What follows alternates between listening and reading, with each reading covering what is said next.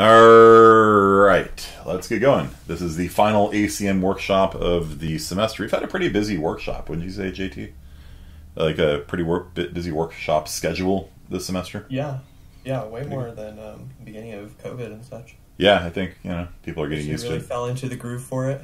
Yeah, a lot of people volunteered. For some reason this semester we've had a theme of like modding games or something.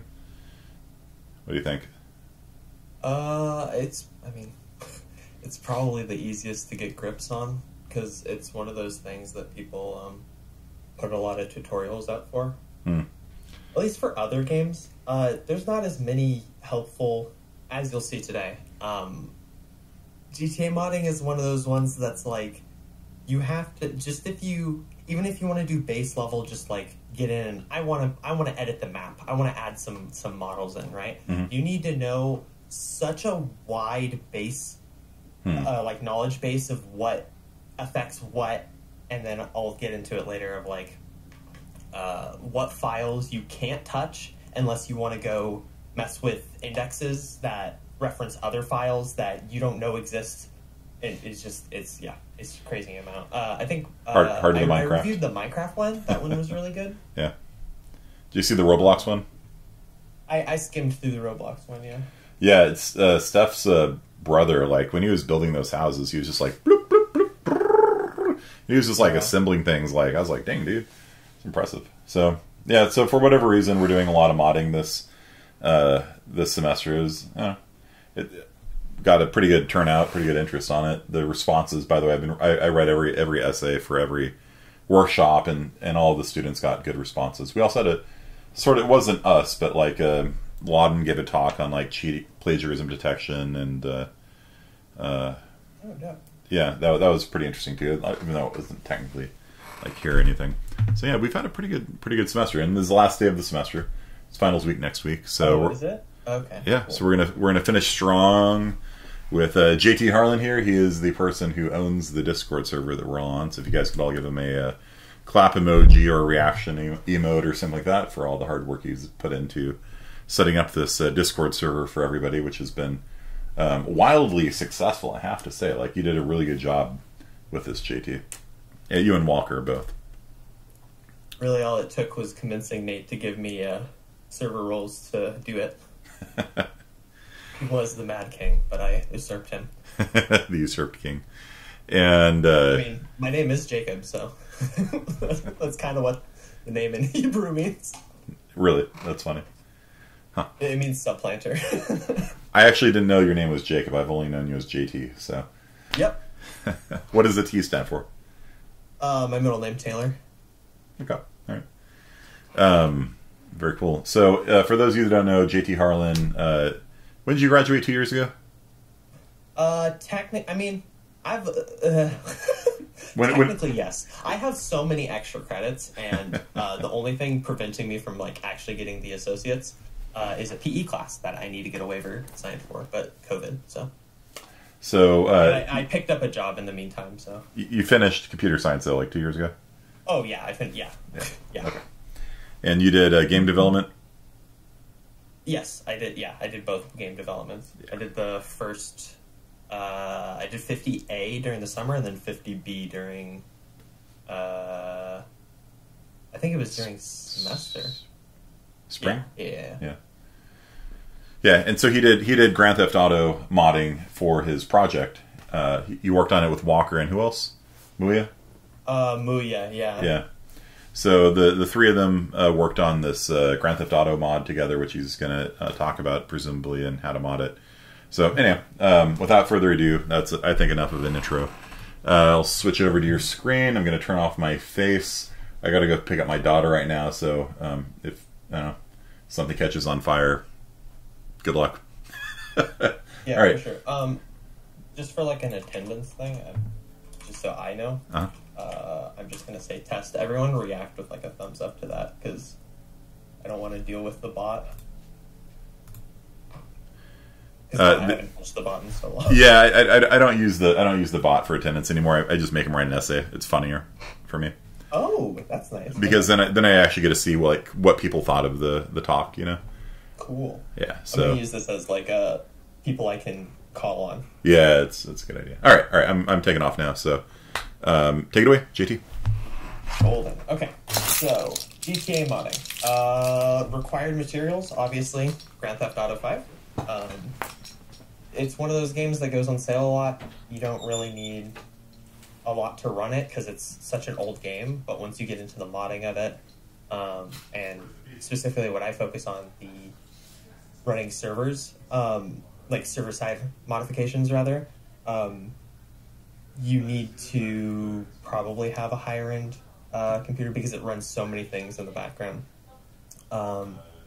Languages, you should probably know for it. Lua, you need a base understanding of Lua, which is like if C++ had like its own Python, basically. Lua is basically built off of what's referred to as clean C. Arrays start at 1, and do you know the thing with booleans, Betancourt?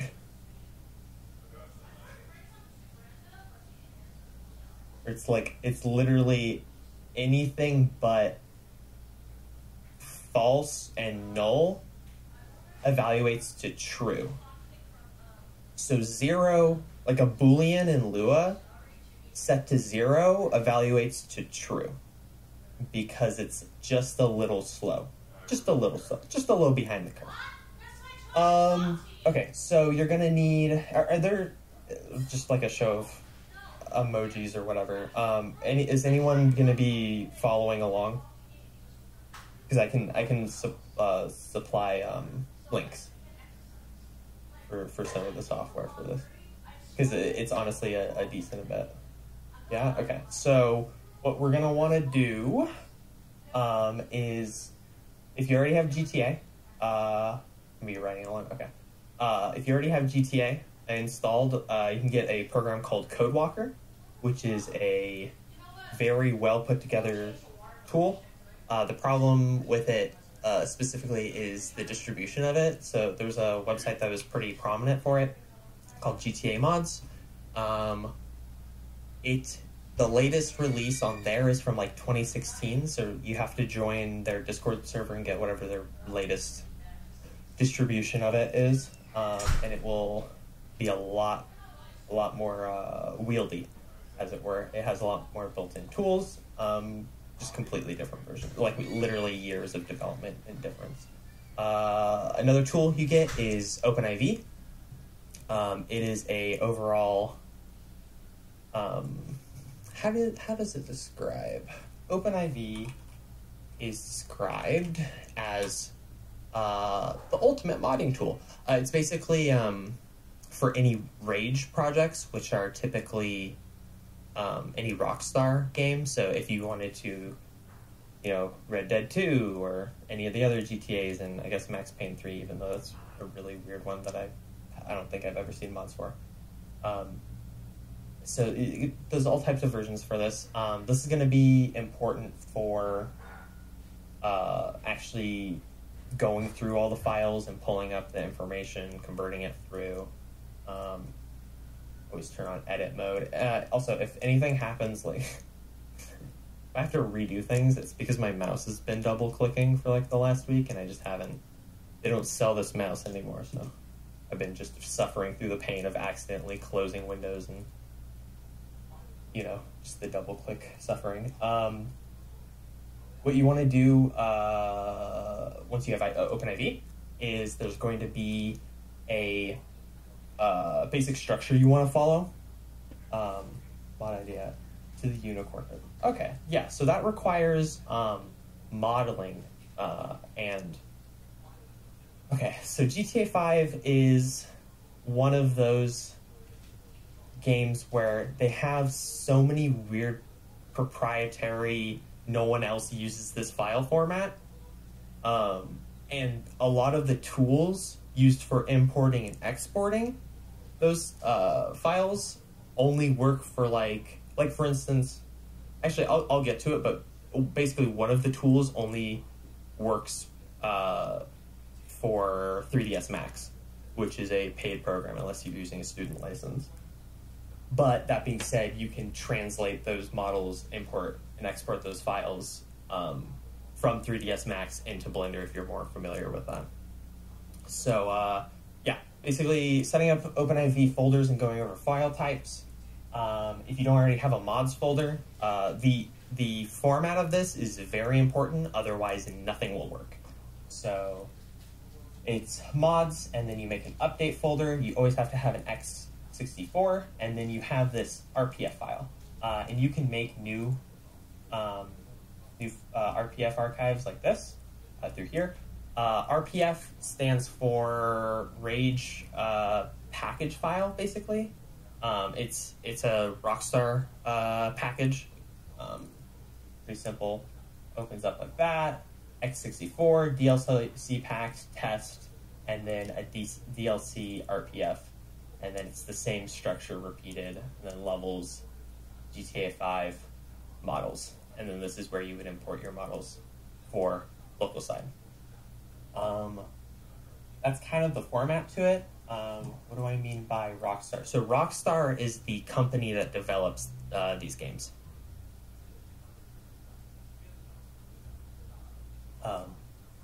Yeah, so anytime I reference Rockstar, that's the company.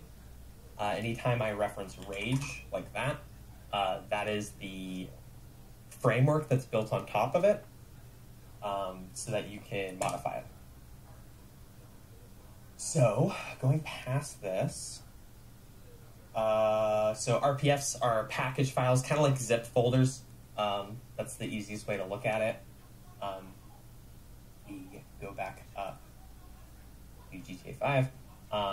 You have your standard DLLs and all. Those are pretty self-explanatory for any like C++ project or any that uses those. You don't ever really mess with these. Rage package files, yeah. Application. Let's see.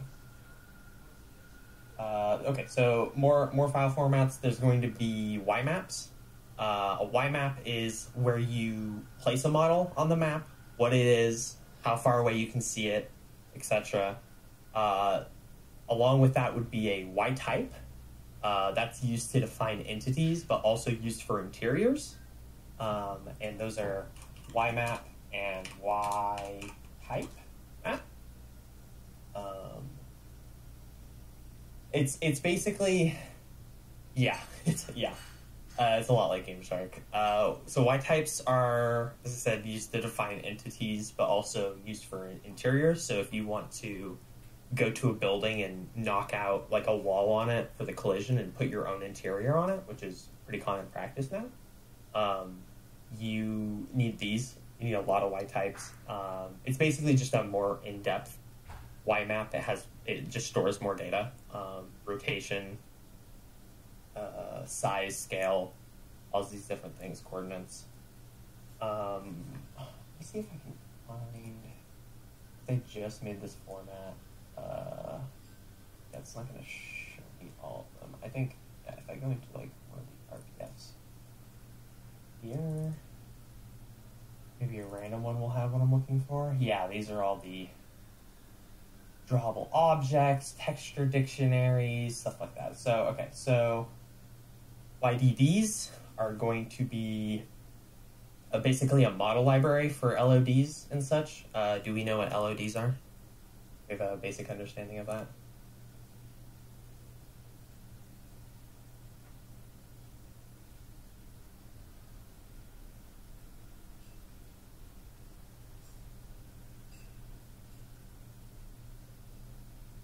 LODs. Okay, so LODs. It is when it comes to modeling and map making, it is an essential vocab word, basically. LOD stands for level of detail. It comes down to like registering how far away a client can see something a lot of times and at what level of detail, right? So like for instance, if you're using like, say you're using a Google Maps or something like that. Or actually I can show off another project. But I have to not show the URL. 1 second. This is another project that oh, why did it die?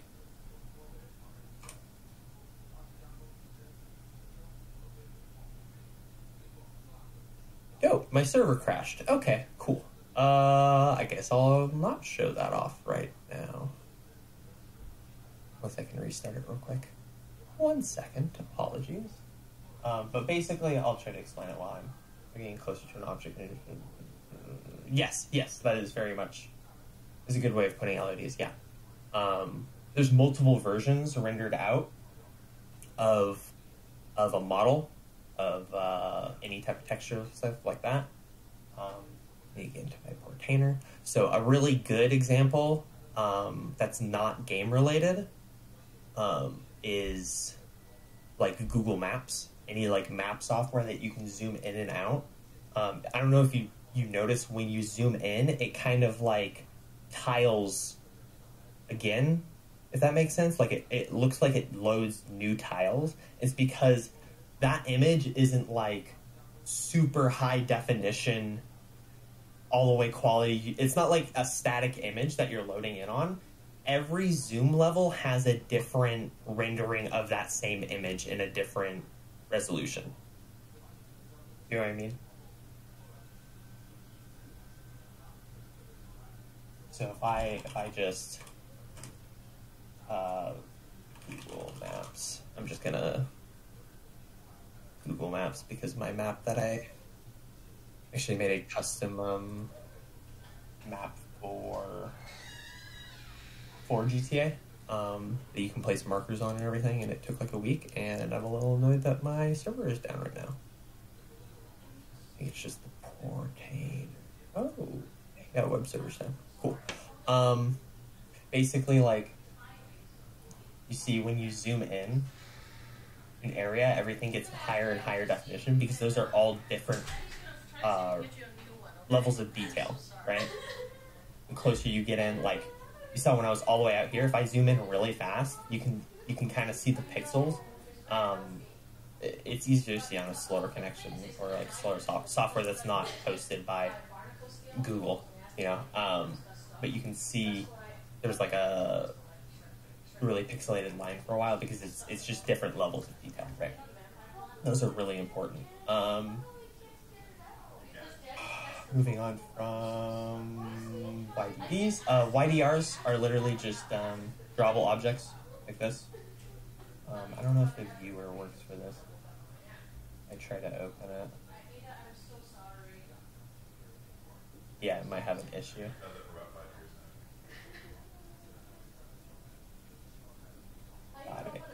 Model viewer.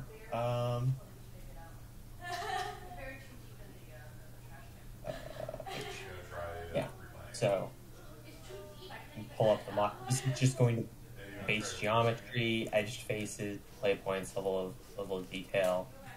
This doesn't have an embedded texture on it, even though it says it has a. Yeah, it just says it's a YDR. It doesn't have any embedded texture, so it's just going to look like this. And then it will have a manifest on it that tells it what texture to overlay on it. Yeah, for sure. I've seen that before. Yeah. Polygons, vertices, these are really important to keep as low as possible. I think pretty obvious explanation for that. More polygons, more vertices, more things you have to load, slower computer, right? Oh, I need to close that tab. So yeah, that's going to be YDRs. This tool is really useful and essential for getting this done. YDDs, YDR, manifest.ymfs. So that's basically a file that tells. It does basically what I just explained. It basically tells where to pull already existing info from the game. This is going to be important when modifying, because a lot of times you reference models that are already in the game. Because it makes your life a lot easier. There's less things that people have to download. GTA servers, 5M servers specifically, work a lot in the way of like I guess a Team Fortress server. Or I guess Gary's mod is probably the best example, where when you connect, you download all the scripts locally onto your client, and then it streams the information between the server and the client. It's a streamed connection, whereas less like Minecraft isn't like that. Minecraft is just more of like a version handshake. I guess the closest thing that Minecraft servers stream would be like the resource pack on entry, and then I guess there's some data packs, but I haven't gotten too much into that in my experience. Yeah, manifests. YBNs. YBNs are going to be collisions of either interiors or map sections. They're split up into different parts, which is something that becomes very confusing, but it's very essential if you want to go make an interior for a building, because you're just not... If you make the interior and model it out and everything, but you don't edit the YBN to have your collision for that, it's just going to be like Ghost. Like, you can't walk through it, you can't walk into it. Sometimes it won't be even accessible, right? It's usually, I'd say in my experience, it's mostly used for making interiors. Ytds, I don't know if there's any. Yeah, Ytds are these. So I clicked on the shower A. Wonder if it's going to be, yeah, right here. So Ytd is a texture dictionary. You typically want to keep these as small as possible because they load as packages. It's easy to kind of how like texturing works on like a texture pack or something like that. You would try to fit as much onto one spot. So I think, got it. Yeah, okay. And then this is rendered this way for, got it, okay. So it has colors to it. Sky showers. So this is going to be weather stuff. This is going to be like skybox stuff that I think I clicked into. That's another thing. GTA is weird in the way that every texture is square. Like, every texture is square, and then the model stretches it, if that makes sense. So every, like, normal thing in the world is a square texture. I don't know why they decided to make it that way, but it is. It's something, a quirk you have to get around. And then YTF files, I haven't touched them ever, but it is vehicles, and vehicles are scary, and I don't touch them. They have a lot to them. If you've ever played GTA, or you've seen how much goes into making a vehicle, coordinating each part of it, there's countless script calls to all the things you can change about it. Whoever made the code that references the tires was not American, because they spelled tires Tyres, and I dislike it immensely. Yeah, they must have a in-depth thing for it. So this is the format that you want to save for mods if you're dropping levels and models into it. Drop all your stuff there. That's a pretty brief explanation on OpenIV. Then we want to get into... Yeah, I don't know. I'm going to ignore that. I'm going to ignore that comment. Codewalker. Okay, so Codewalker is a very fun program. I think 29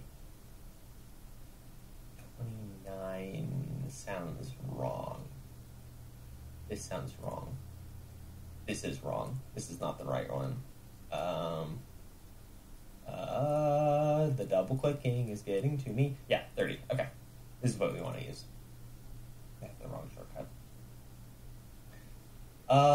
Codewalker. So with Codewalker, it is a map editor that I think the thing that you would use the most is Codewalker, and then it just opened. I'm gonna kill that real quick, and then RPF Explorer, just because they're really useful tools. Ped Viewer is usually and I guess the error report tool. Accidentally. Let me. Yeah, it stopped responding. Oops. Got it. Okay. So, going through all this, we're going to Codewalker. So for Y maps, another required material as in program resource would be a image editor that has support for a DDS file. Does anyone know what a DDS file is?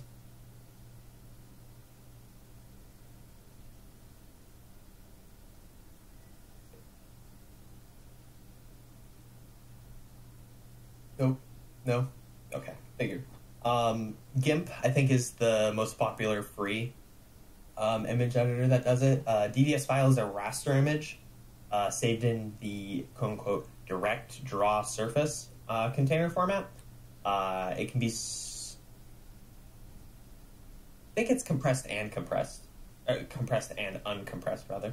Pixel formats, and it's typically used for video game models. That's really important to go in and actually add models to or add textures to your models. The sleep deprivation is getting me. 3ds Max, that's another one, as I was saying earlier, because I'm pretty sure it's the only modeling software that supports a program called GIMS Helper, which is a program used to import/export models and collision and all those good custom file formats. Okay, so let me properly go into my Codewalker section. So the latest one is in their Discord always. The GTA mods version, as I said, was so insanely out of date. The only exe that you really using the most is the base one and the RPF Explorer. First time opening it, you won't have any DLC or mods. Basically, it will be the first version of GTA because it's just turned off by default.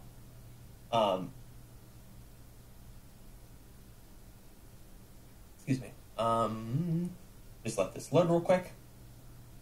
So what this is doing is it's loading all of the map files directly from your GTA folder. What you're going to want to do is you full screen it first, and then open this arrow menu, pulls up this. You're going to want to check the enable mods and enable DLC. And just let that load for a second. And then if there's certain things that show up on certain DLCs that don't on others, these are all the DLCs they've ever changed. So if you're looking for something very specific, you can get that done. So this is going to reload all this stuff real quick.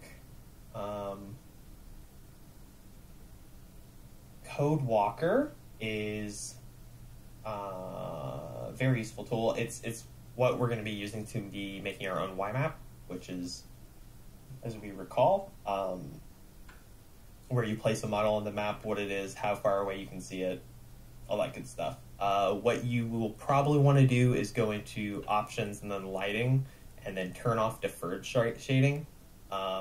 It just fixes there's a lot of shading that doesn't load the same in-game as it does in Codewalker, and you'll be able to see a lot better if you just turn deferred shading off. I always recommend that. And then, so Y maps. They hold our information, location, rotation of an entity. So what we're going to do is we're going to start by hitting T, pull up the toolbar on the top left. Going to, let's let it load in. I think the beach will probably be, then there's a lot of you see this model, and this is something that is added for a DLC, but if you look at it from below as a player, you can't actually see it. There's plenty of those. There's somewhere up in the sky over here. There's a, I think there's a UFO that doesn't have a texture. If I go up high enough, the Kayaperico, wherever that is, yeah, out that way, you can see, because the LOD is set, that you can see it like forever away. If I get close to that, there's going to be like a snow map overlay that starts showing up, and that's not really worth loading, in my opinion. So we're going to go to the beach for a wide open area to demonstrate some stuff. We're going to do this parking lot is a good example section. So how I'm moving around, if anyone is following along, is you just have to hold left click and then WASD moves you around. Shift if you want to go faster, and you can scroll wheel to speed up or slow your movement. We're going to make sure we're in select entity mode. So select entity. There's tons of different layers that you can do, but we're going to want to do entity mode. So now, when I hover over entities, it shows like a boundary box. You can right-click to select. Shows good old, any of your Google Map editors will have this type of interface. Right-click to select. Right now, anything I do, if I switch over to moving things, anything I move around doesn't actually change anything because we don't have a project open. So I can make it float, push it under the map, any of your typical editing stuff that you can do. So right now, I'll go ahead and hit new up here to open a new project. Okay, so for screen sharing, it's going to be easier for me to just leave this here so you actually see what's going on. When you're actually editing by yourself, and if you have another monitor, it's a lot easier if you just throw this onto another monitor, because this is the project window should be open most of the time.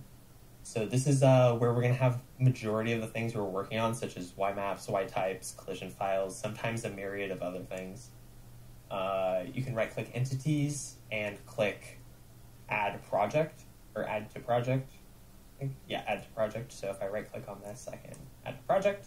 And now what it did was, this is a ton of things. And I think you can agree with me that this maybe isn't the same, like this one entity isn't all of these. And why that is because all of these entities are baked into the same Y map. It just makes, when you load into the area, it's going to render all of these things at the same time, right? Let's see.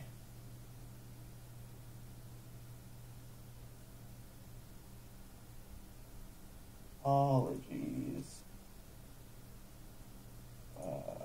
Getting weird DMs. Are there any questions or any confusion of something that I've gone over so far? Something you'd like me to clarify for your written essays? Sorry, my voice is going too.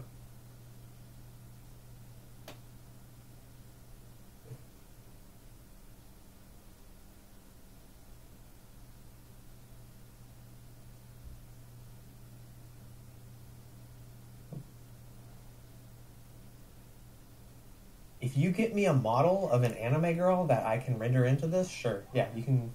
I'll put an anime girl in. I don't think it's going to work. I'm rusty. I'm not going to lie. So if I explain some stuff. File type? Well, okay, so that's the problem with what I was explaining earlier, is that you need these programs that interact with 3ds Max. Right, that's going to import and export models through a program called Gim's Helper. So the file type would be like a YDR, but it's much more than just that, as we'll see in adding things together.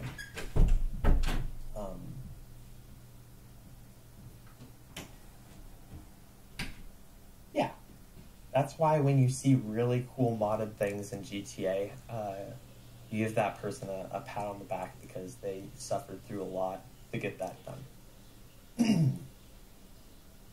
Because as I said, you kind of have to be on every side of this. You can't just really be a modeler without knowing at least some code to get you through. That's another thing. Lua isn't the only thing. You need a base knowledge of Lua, but preferably you should be using TypeScript just because it runs better. And it has a much, in my experience, more verbose library and explanation and support. Yeah, basically JavaScript. TypeScript is like JavaScript if it was less icky, is my easiest explanation of that.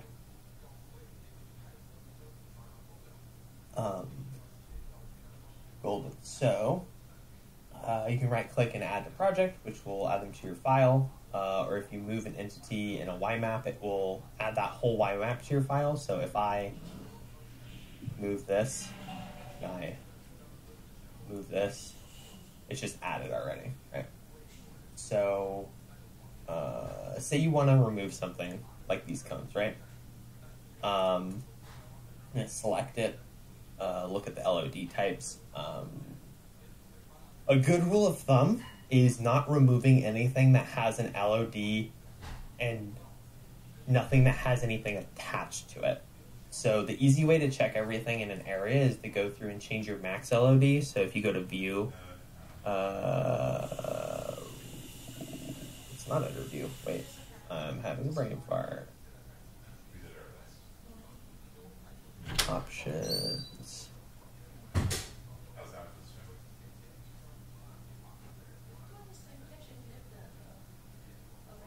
Getting where the max LOD. Oh, it was literally right there. I was just blind. Okay. Basically changing max LOD to from Orphan HD to LOD, and you see a bunch of things disappear, right? The cones, all this the barrier, not the garbage cans, not the booth, right? These are all the things that at like max distance you're gonna see, like the really low cone affects all of that. The cone is in a Y map that is meshed with a bunch of other ones. If that makes sense. So, go back to Orphan HD so we can see things. It's going to reload real quick. What we're going to want to do is, yeah, that's the easiest way to check everything in an area. Go through and change your max LOD to LOD, and a bunch of stuff will disappear. You see the shack was left. So what we know about this is that this is okay. So this is not the end if you want to remove something, right? So for this one, you see how in between like this pylon, it changes from LOD level from LO types depth Orphan HD to depth HD. That means this has icky indexes in other folders. I guess is a way to put it. The easiest solution for this is if you really did not want this here, at this point you just move it under the map. That's really the easiest thing because it's referenced in other folders or in other files that are going to have a fit. If you remove that, everything's going to be like an off by one error basically, just because of how it's referenced in memory and such. So, easy solution is move around the map so you don't have to touch it. Next, other files that you don't really have to go and redo the references if you don't have to. If you don't have to redo references, I highly suggest that at all times.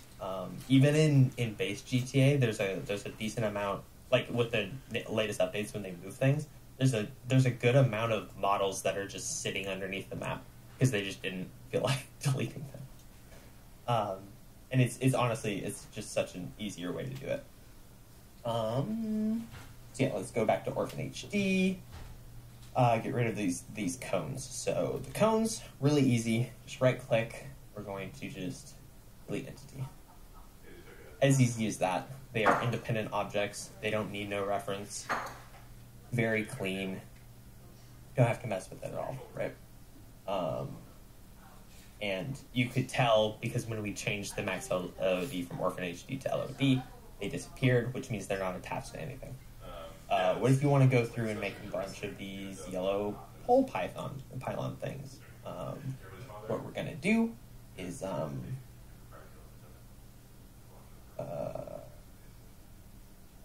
models. Looking for them as well. Inefficiency on memory in reference to what?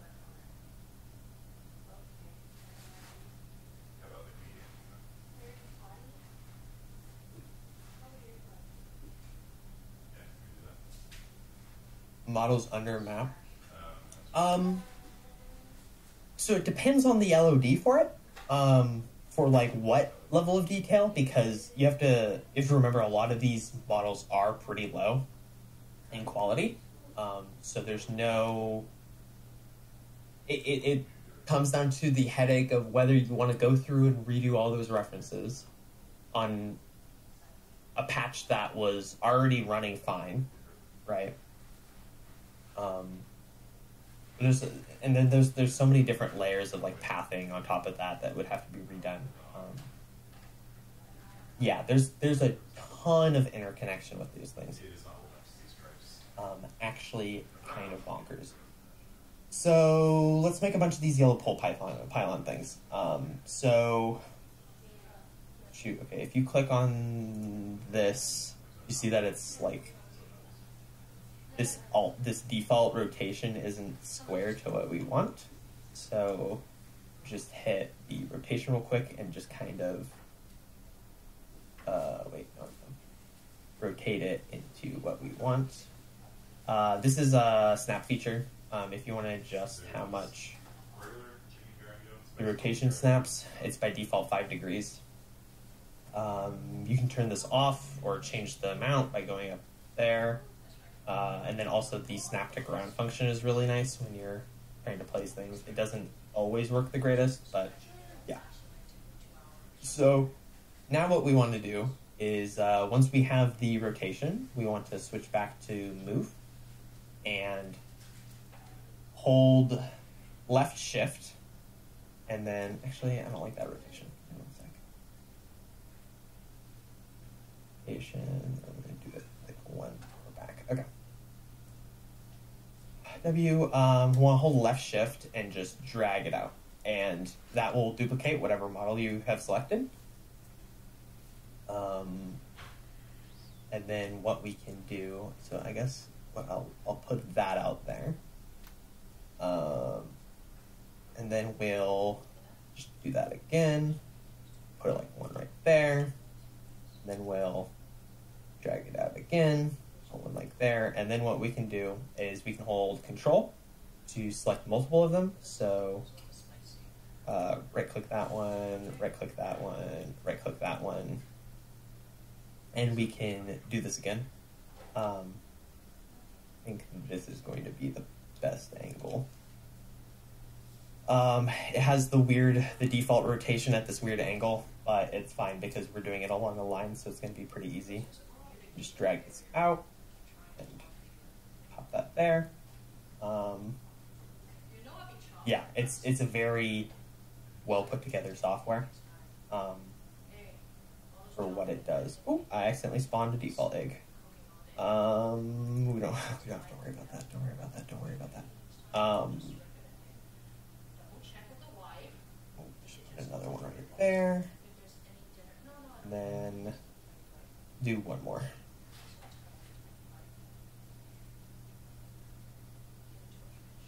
Pretty straightforward. And you see all these items were added to our YMap. So now you can update the Rockstar default YMap with these new details, but I don't suggest doing this because it's easier if you just use your own YMap on top of it, because it will be easier to find. It doesn't mess with any of Rockstar's assets. It's just overall cleaner that you can load your own thing on top of their stuff instead of baking it in. Because that usually that leads to headaches. Yeah, so now what you want to do is go to New, and then New YMap. This will create a YMap named Map1, usually. Did I click Project? I did. No, wait, I didn't. Okay. Map1 is the default. We can always change that later. The name doesn't matter right now. So now we want to add some items to the world, like maybe a gate, because I kind of want to add a gate right here to as a good example. That's a moving thing. So maybe a gate. So we're going to go up to Tools. We're going to go World Search, and I don't know the name of the model off the top of my head, the entity. So I'm going to search. I think it's barrier. It's going to pull up a lot of prop barriers. But also there are good websites for this. Believe one of them, if I have it bookmarked, GTA Objects. Yeah, GTA Objects. So GTA Objects is a good website for this. Objects, and then you just give a keyword. Say I want a barrier. And I'm looking for what's that? I think this is technically the right one. You can copy that, and this is not the hex. It's a different identifier. I can't remember the name of it. That's good for that. But what I can do with this is 2A. So I clicked on this. It took me to it. This is not the barrier I wanted. Actually, what I can do is... Ooh, there's some things there. I know where one of these barriers are in the game. I'm going to move this off to the side. So I can see it real quick. It's going to be... lock Q, I think. Should be down here. Yeah, so one of these barriers is what I'm looking for. It stops. So this, now that we're looking at this, it showed in this is the base. This is they're separate things because they move up. So I think what we're going to want to do is copy that. So we have the map name, and then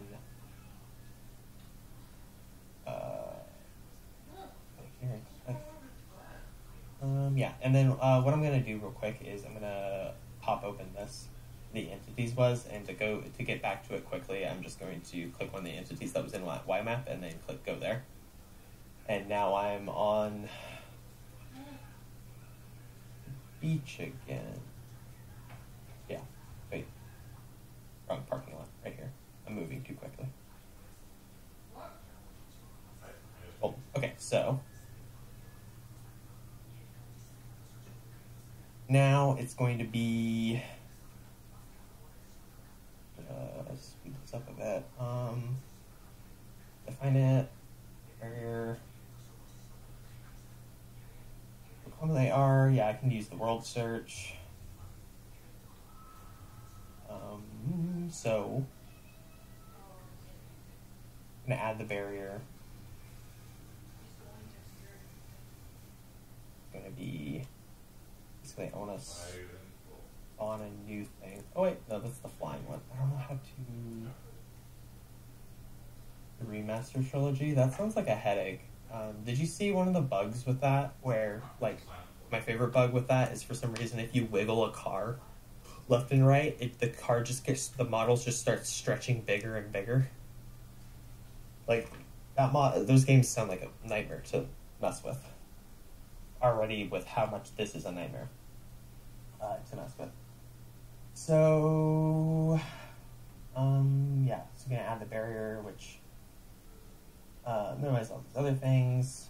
And we're going to click the YMap and new entity. So new YMap, new entity. I have the default egg. I'm going to paste this thing here. That is the model name. And we're going to try to move that down and the rotation on it.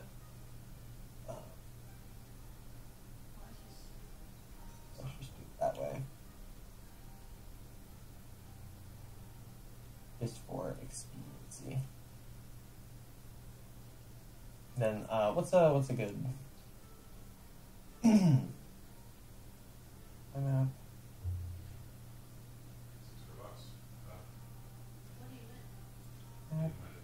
default. What we're gonna want to do here, the default flag is static entity.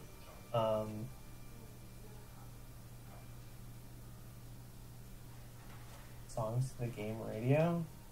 That's gonna be more scripting side stuff. I'm not too familiar with that.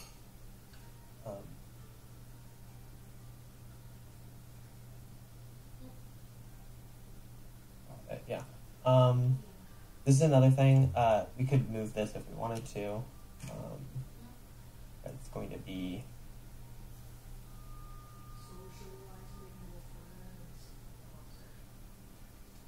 a little weird. This is the default rotation. I don't know why. I'm just going to move that like that. Kind of move that there. That's one of those things that what you'll see is this is part of why the LODs, as you'll see, is an issue. Because if I switch from Orphan HD after I moved that thing, right, to LOD, if I move out really quickly, I don't know if it handles it in this version. Oh, it might have handled it. Usually, if you don't have it selected correctly, there will still be a LOD of the previous collision there. It looks like it fixed it, so that's nice. You see these other things don't load in until there. So yeah, let's save the current map you have. So let's save that. I'm just going to save it into the new folder. I'm just going to call it YMaps. Or new folder, I guess. Doesn't matter right now. You can go in and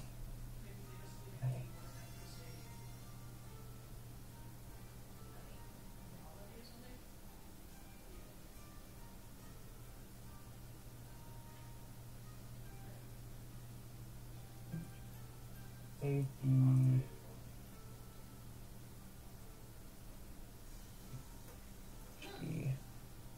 then it gets really weird. The tool, at least, gets really weird with that. So I'm gonna do like a manifest generator.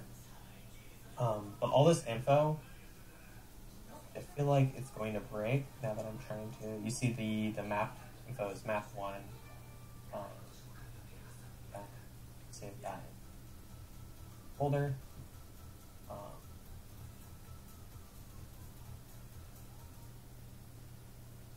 Map folder.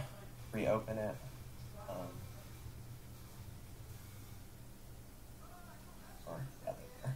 What we're going to do is use these. It lets me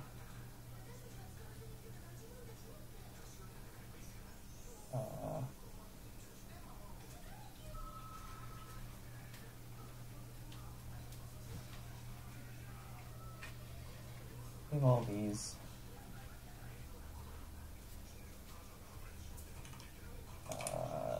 Test like that, and then I want to reopen it just because it loads everything in correctly. YMap file.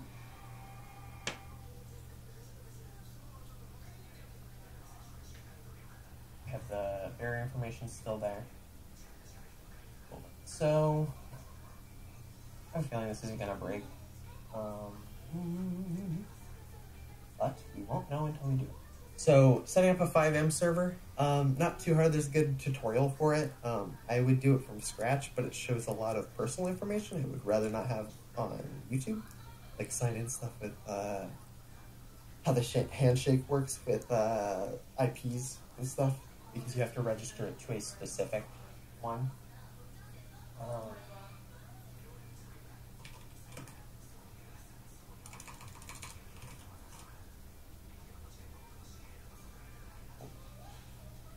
So yeah, that's basically that. What you would do past that, I'm gonna try to wrap it up because my voice is going and I'm feeling more sick. So you would pull out.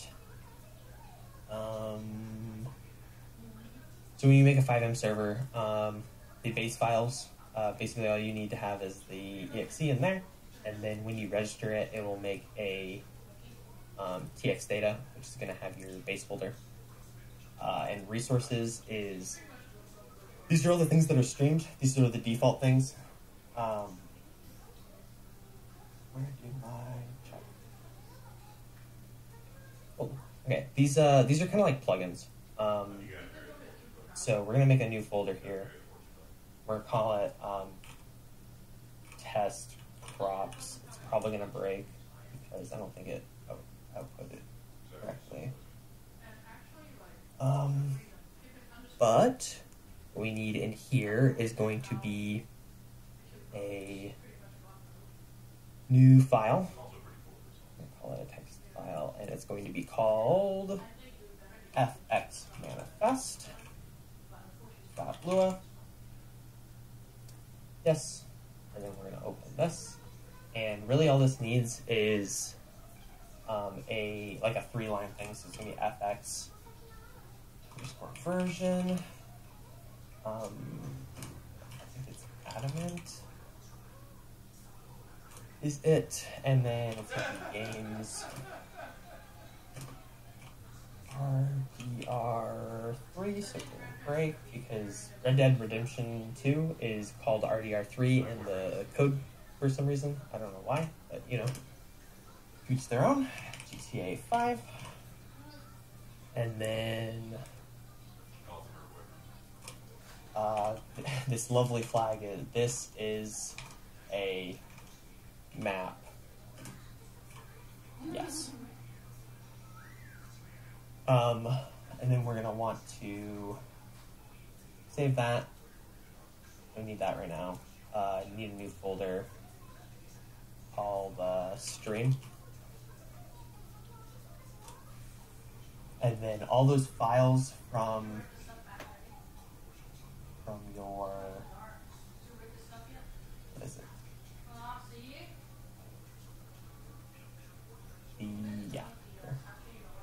Open file location. All these go into here, and that's kind of how that's going to load.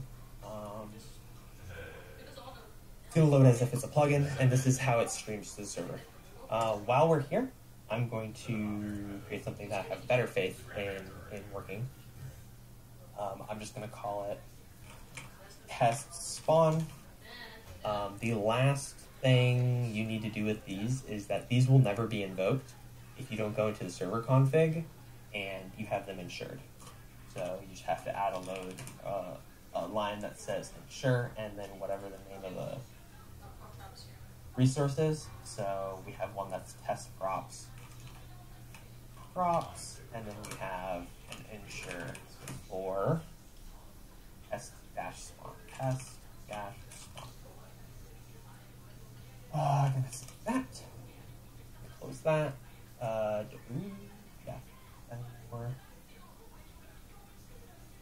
We need that. Close that. Okay. What I'm gonna make in here is a. Let me just verify that that's not good. Yeah, it should invoke everything inside. Resources and then.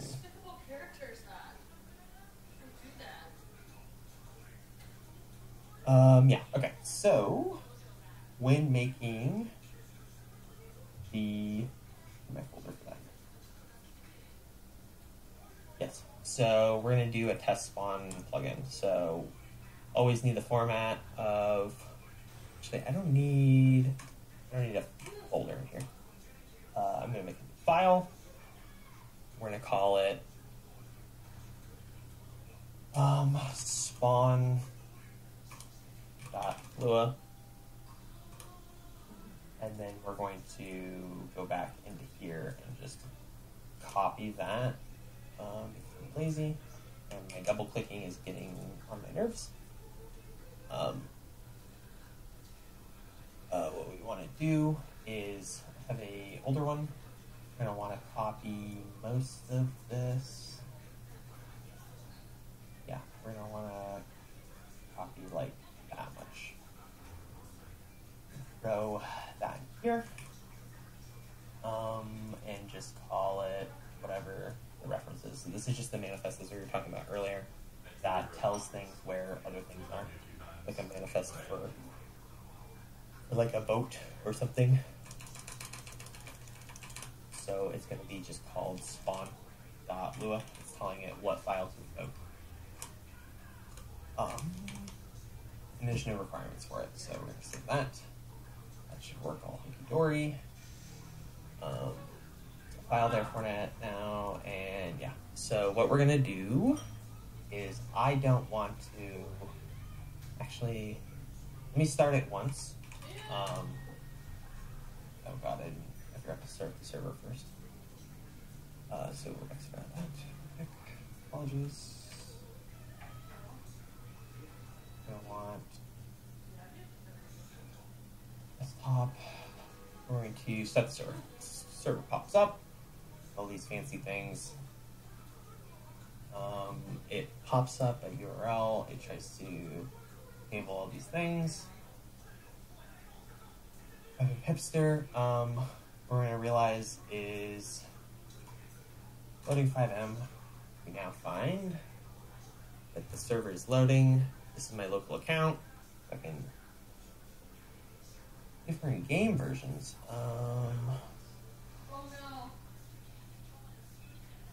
Okay, there's just going to change versions to connect to the server. Access, which is a very nice feature that 5M does. So if this is another game, you just be like, oh, version mismatch, you have to recompile the whole thing. We get a completely different client. This is loading in. There's a lot of things.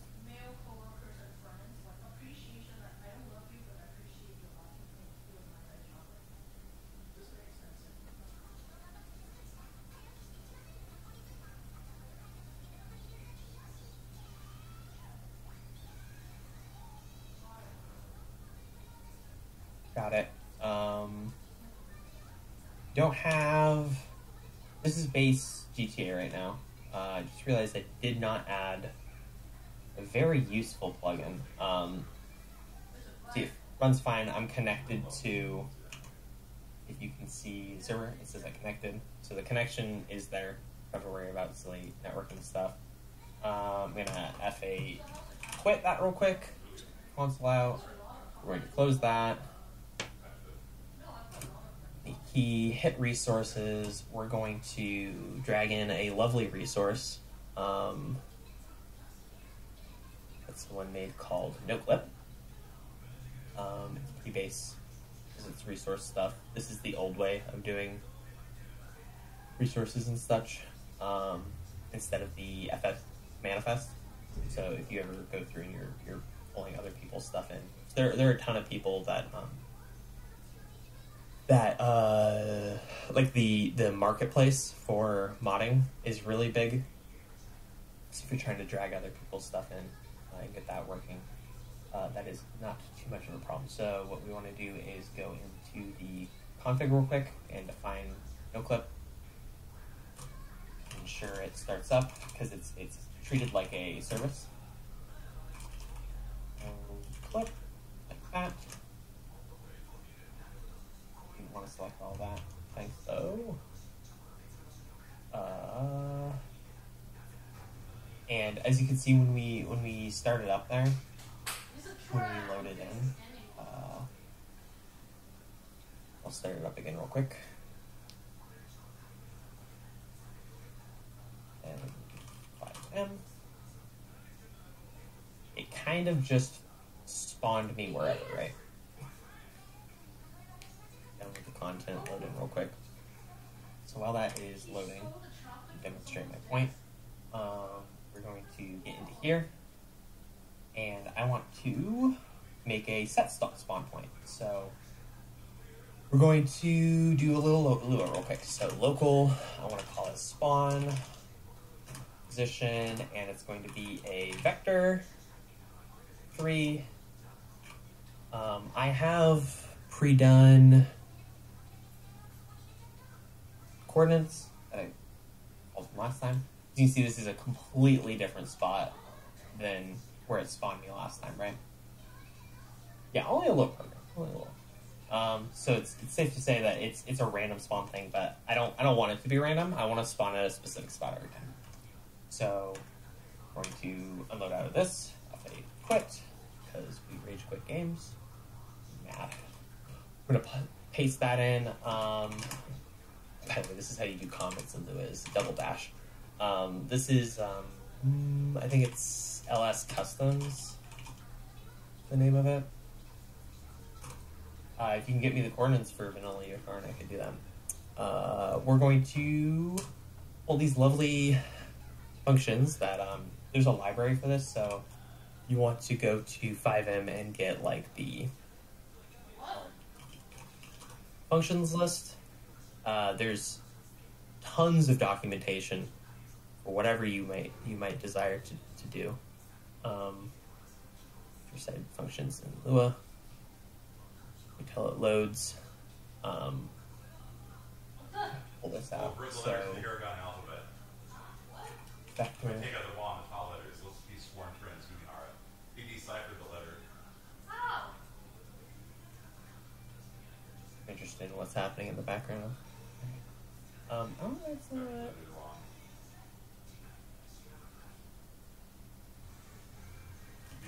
Deciphered her letter.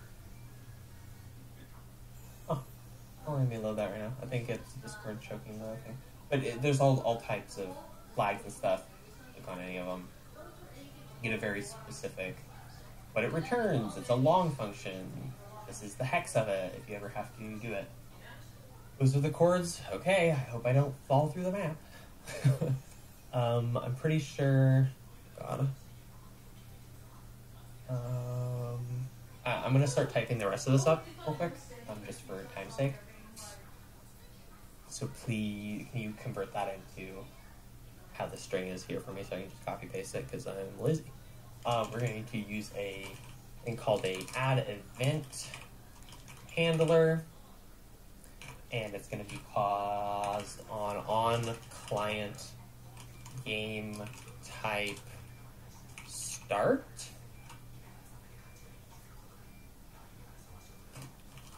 Function, and then exports dot spawn manager spawn player, and this is going to be gross because admittedly I can't do the right thing.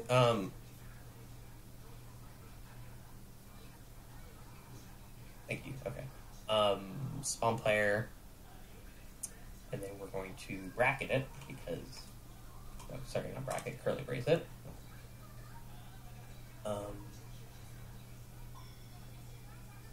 Let's define it this way. X is going to be equal to spawn os dot x.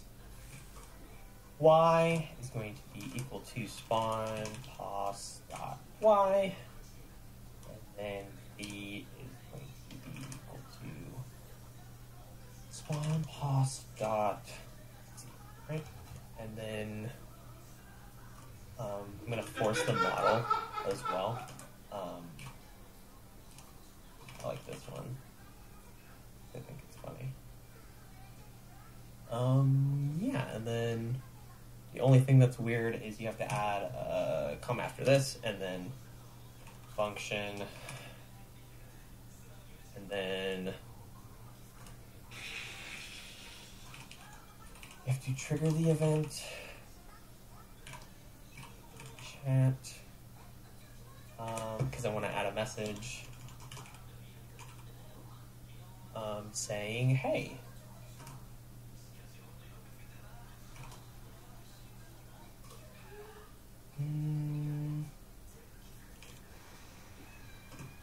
Is going to be equal to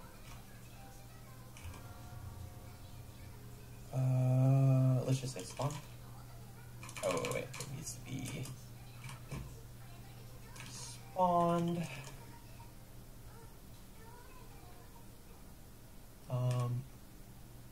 This format, and then this is how you end functions. Instead of like semicolons, you literally type the word end,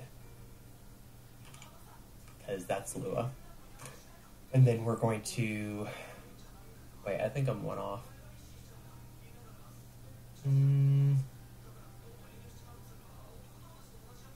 forgot something.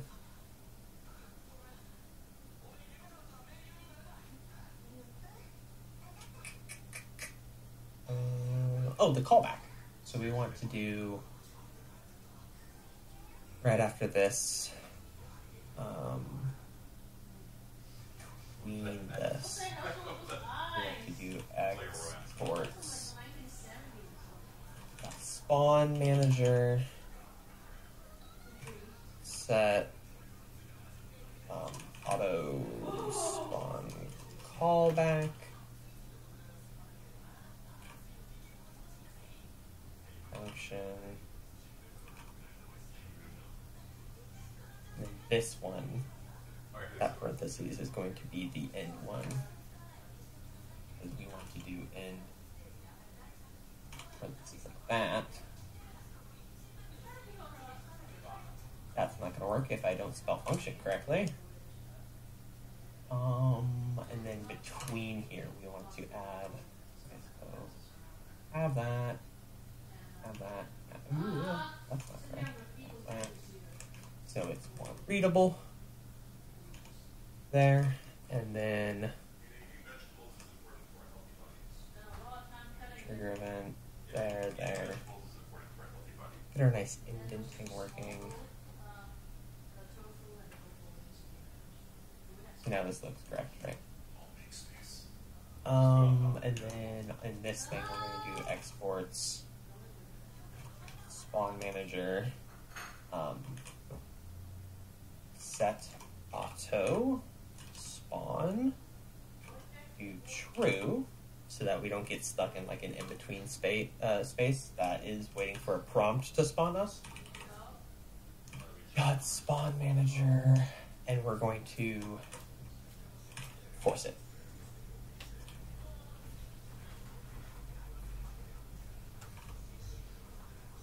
That should be all that is required. You said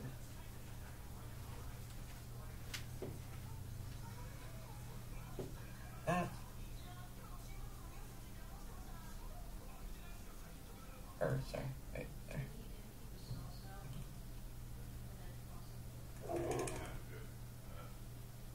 Delete that. This should be vanilla.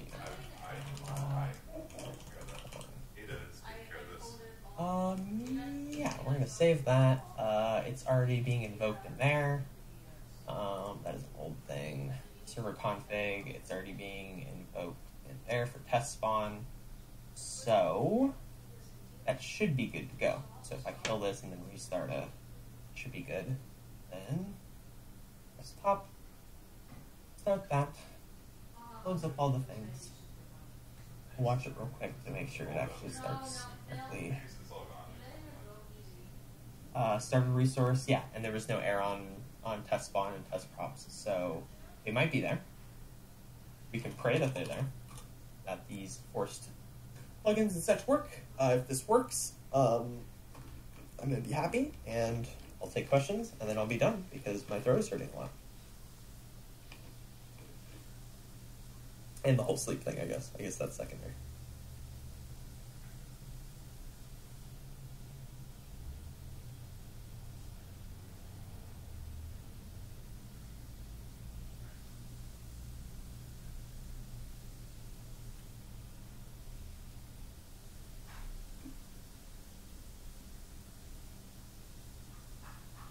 Okay, force spawn did not work. Cool.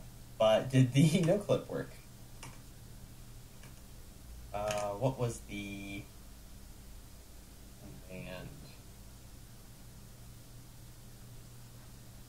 for spawn? Just didn't. Maybe it didn't like the just hit it with. I'm gonna hit it with something that has worked in the past and see if it's that, and then spawn.lua. Oh, maybe it's the FX version. Maybe it needs to be adamant. Because it changes so often. We'll do that. It's indoors. Oh, that might not be the best. Because a lot of those, so indoors, like how the LEDs work is if you can't see it, it just straight up doesn't render a lot of the times. At least the efficient ones. A lot of the detail, like the basic geometry will load if you force yourself into like a wall to look at it, but nothing past that. Yeah. I think what I'll do is on, and then I wanted to look at we'll click quick. Stop. F2.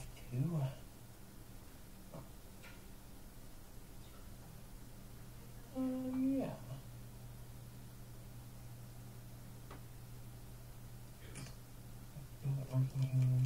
Waiting for that. Okay. What we'll do is quit that, and then drag that over. Do a quick swap-a-rooney. Fix data. Fix server. I'm gonna start this one.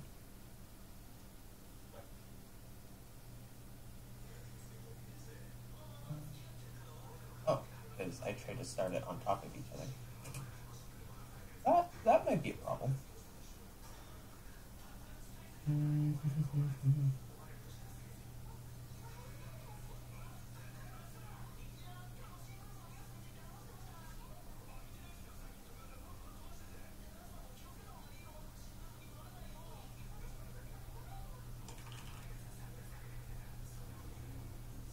Login, continue. Sorry, there's info off my screen that I can't show. Editor. Settings.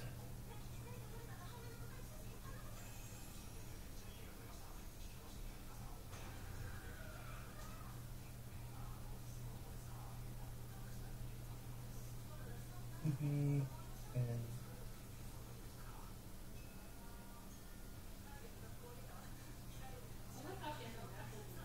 it really is. Give me anything. Maybe it's the.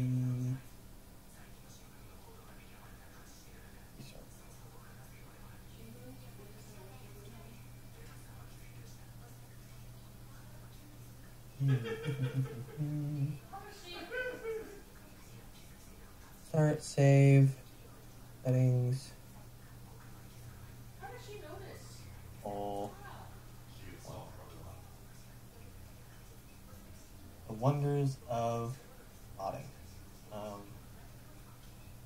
Because it's not referencing right. Oh, that would make sense. It's referencing my T drive that does not exist. When it needs to be referencing my E drive.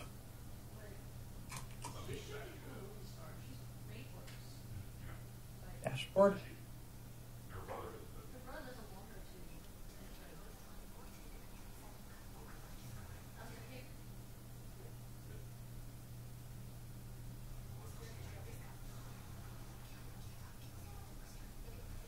Up. uploaded most of these things. Okay, so now I'm going to try warning. Okay, cool. Show something that works.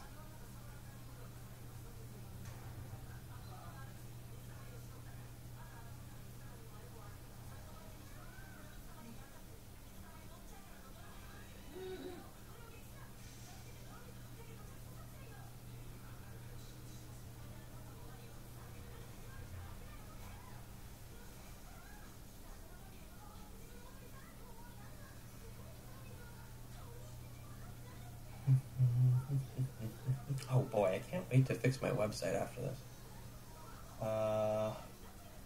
Okay, so I think this is where this one is set, but locked, false, high interval, sources.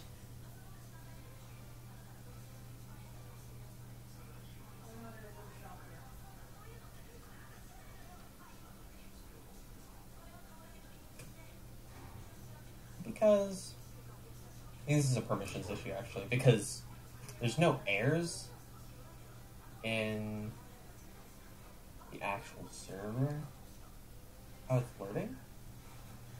It's starting that, and it's starting nitrous, FSs, and couldn't find resource Nox admin. Oh, maybe that's why everything's breaking, because it's, as someone referenced earlier, all super connected. It's all super interdependent.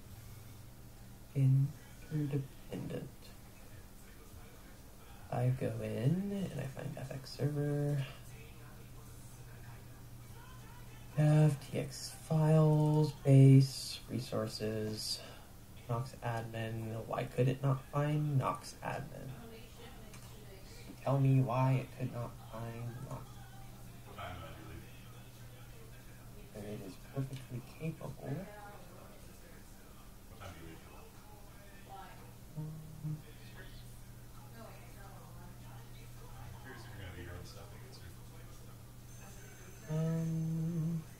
That's why I'm just asking. This resource.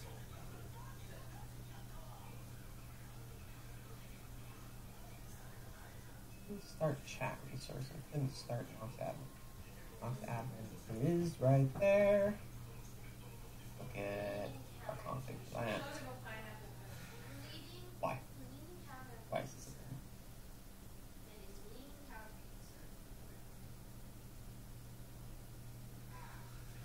Yeah, 100%.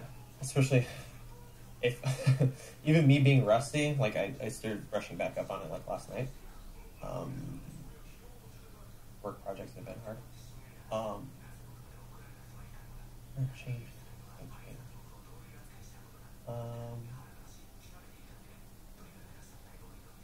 I think this is still set up with like a. Yeah. I could go over a couple of files real quick. This is all stuff that we did for a project. Making a getting speed, the gear, RPM, fuel,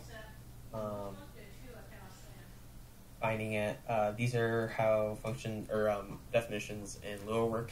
Is it allows you to find it as local like this. This is technically a scoped or global variable at that point, unless it's been previously defined as that, right? So if I just define this as speed without local in front of it, it's going to be globally accessible.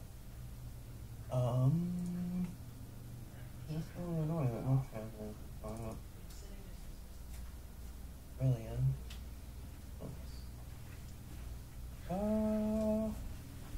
That's awkward. Really? But isn't that always how it works? Third resource, no clip.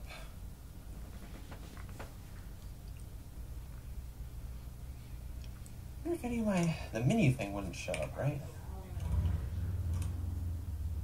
No. Or no, that's not how that works. Oh, that's a little disappointing. I'm sorry to show that. That's how the mapping stuff works. And yeah, let's definitely come back to the a lot of credit to the modders. Because getting your own server, like working on local, is hard enough. The tutorial is pretty lengthy.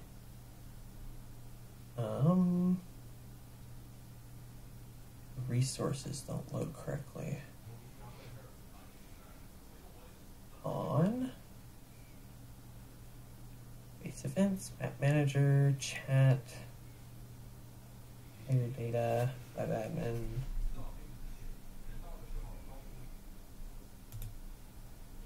Yeah, all the things that let me see if I can force that. Hey! So I was able to force the skater one and change my model that way. Yeah, I guess this is something to get all manic about. Besides all my code not loading correctly, any specific questions for anyone? Besides, how do you make it work? So obviously I'm struggling with that right now. No, it doesn't say that it's... It didn't say that it would have a problem with that. Which is confusing. What is a better platform to mod, Steam or Epic? Like the distributors? I would say Steam, but it depends on the game. That's a really broad question.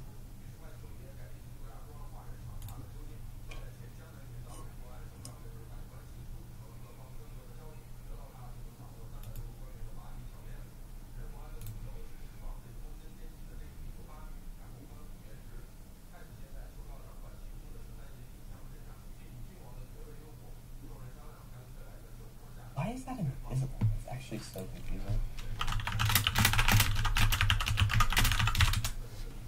No clip.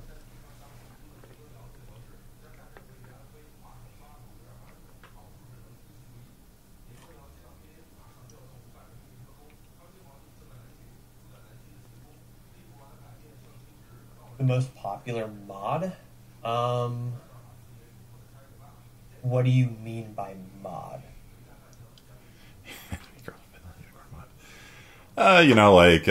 For Warcraft 3, the most popular mods were like Defense of the Ancients, things like that. Is there some mod that like everyone knows and plays? Yeah, so what everyone does is they make copycat servers of the most popular server, which is a server called NoPixel. They have all like the full-time... It's a content server and a bunch of streamers play on it, so it generates tons of revenue so they can actually pay their developers to do stuff on it. They have a lot of really, really good... let me see if I can find Gab's store. This is an individual that they do a lot of the 3D modeling. They offer, what's it called? A service you can subscribe to that gets all the stuff that they put out every month. They do pretty much monthly updates. So it'll be all these custom things that they add. The tuner shop, for instance. Yeah, that's loud. Yeah, so basically, I'd say anything made by these guys gets packed up into NoPixel, and anything from NoPixel gets copycatted somewhere else. Would be the and they have a public server now, so it's very accessible to everyone. I don't think I could even. If I tried to get on right now, I think I would be in queue. But I could maybe try that. Okay. Demonstrate real quick. Let me see. But yeah, these are all custom as called. See in base game. So let's this. Yes, I guess I could pull up Codewalker. Is out of that. Yes. Save.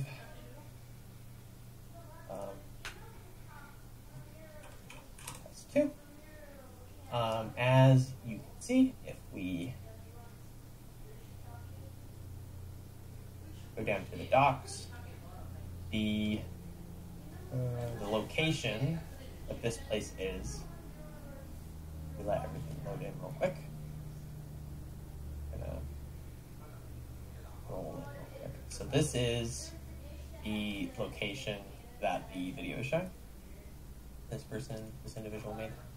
You can see that they had to go through and first off they had to, let's see, world view, view my maps,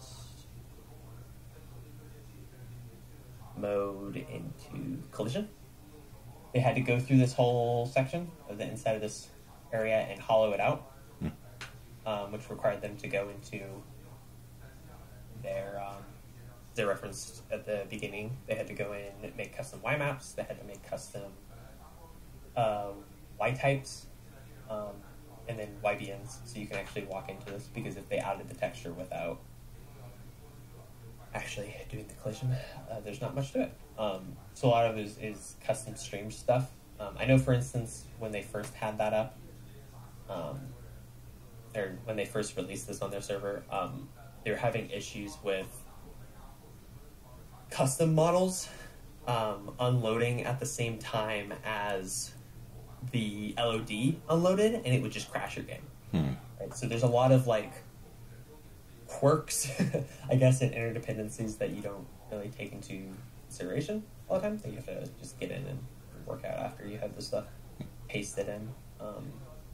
Yeah. I'd say also the reason why no pixel copycats are so popular and so easy to do is because, as we said earlier, it's all streamed content. So anything that gets sent to your client, you can just copy a lot of those scripts, a lot of like the front end facing stuff at least, and just paste that onto your own stuff. So, any other questions? Box interiors are pretty common. Custom pillbox interiors are pretty common, because if we go up to Pillbox real quick.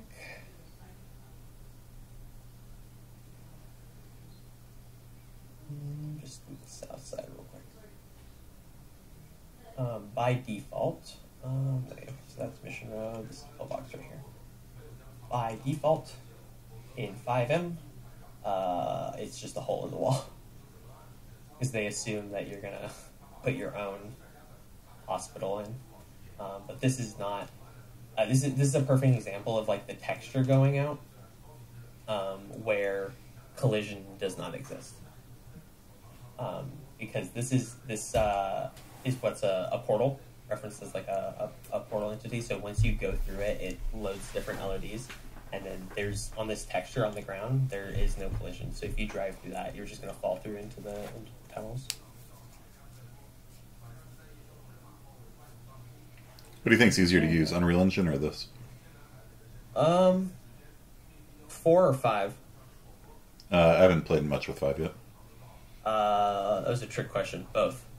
Unreal Engine is just easier to use in general, I would say, because this has so many different interdependencies that don't necessarily work themselves out as nicely as what others would. What EU4 already does for you. European Universalis 4? Say again? You said EU4? European Universalis 4? Oh, sorry. You know what I mean. I'm tired, man. I've been up. I hear you. I feel you too. Like 26 hours. Just prepping for the stock?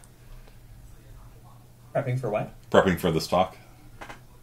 Oh, yes, absolutely. That's what I do. What? Oh. Yeah. Yeah, I wish more, but... It kind of looks like the scene in Free Guy. Or, Yeah. Yeah. How come the clouds are so realistic? What was the question? Ytds, say that again? How come the clouds are so realistic? It's its own skybox. It's not something that I can touch with this editor. That is a custom file that you have to open that in the in the. I forgot I was. Still in the game. Yeah, I have so many tabs open nowadays. You have to edit that in the OpenIV, which means you would have to go find the package that it is in, and then find what texture it's attached to, and how that loads. Can I see you walk around in it? As like... Just walk around in the game? Yeah, like, play the game and... Yeah? No. What? That's actually pretty much all I have time for, unless there's any more questions. Okay. Well, awesome. Thank you very much, JT. And yeah, please get some sleep. It's really appreciate you doing this. It's not like you need the extra credit, you know what I mean? Yeah, no. But no, I'm sure that everyone here is very appreciative. Let me put my face back up here as we say goodbye. For you taking your time and energy, sharing your knowledge with us. It's clearly not as easy to get into as Unreal Engine or something like that, you know. So yeah, it's nice having a talk just to go over all that stuff. And seriously, yeah, all I can say is thank you. And to everyone else, good luck on finals next week. And then have a great winter vacation. And if you guys want to join the ACM, also if you're graduating or whatever, you don't have to leave the server. Like JT's been here for, 2 years since he finished, and he's still hanging out and talking to us. So we appreciate that. Okay. All right. Well, I'm gonna shut down the recording now. And again, everyone, please big round of applause, clap emoji for JT taking the time and energy out of his day to do this. All right. See you guys all next time.